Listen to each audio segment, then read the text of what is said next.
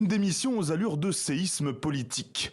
Joseph Kent, directeur du contre-terrorisme américain opposé à la guerre en Iran, jette l'éponge et l'exprime sans détour dans une lettre adressée directement à Donald Trump. Je ne peux pas, en mon âme et conscience, soutenir la guerre en cours contre l'Iran. L'Iran ne représentait aucune menace imminente pour notre nation et il est clair que nous avons commencé cette guerre sous la pression d'Israël et de son puissant lobby américain. Le président américain n'a pas tardé à réagir et balaye cette démission d'un revers de main. J'ai toujours pensé que c'était quelqu'un de bien, mais j'ai toujours pensé aussi qu'il était laxiste en matière de sécurité, très laxiste. Quand j'ai lu sa déclaration, j'ai compris que c'était une bonne chose qu'il parte.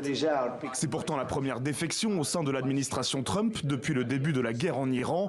Un nouveau revers pour le président américain qui semble empêtré dans une guerre à l'issue toujours très floue. Refus des États européens de sécuriser avec les États-Unis le détroit d'Ormuz.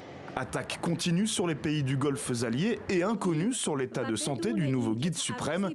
Même si d'après cet expert, le risque de démission en cascade dans l'entourage du président reste faible. On connaît très peu les gens qui composent son entourage proche. Mis à part ceux qui prennent la lumière à travers les médias, il y a énormément de personnes, quelque part, hyper compétentes. C'est-à-dire des technocrates, des gens qui savent tenir les affaires gouvernementales et qui gouvernent derrière Trump. Ce que j'appelle les insiders, les gens non élus qui font l'appareil d'État MAGA, l'administration Trump, c'est des gens qu'il a choisis.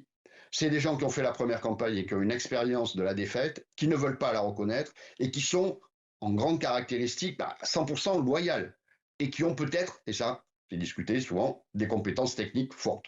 Parmi les fidèles de la première heure, J.D. Vance est lui aussi sorti de son silence depuis le début de la guerre. Les États-Unis doivent éviter de reproduire les erreurs du passé, a-t-il déclaré mardi.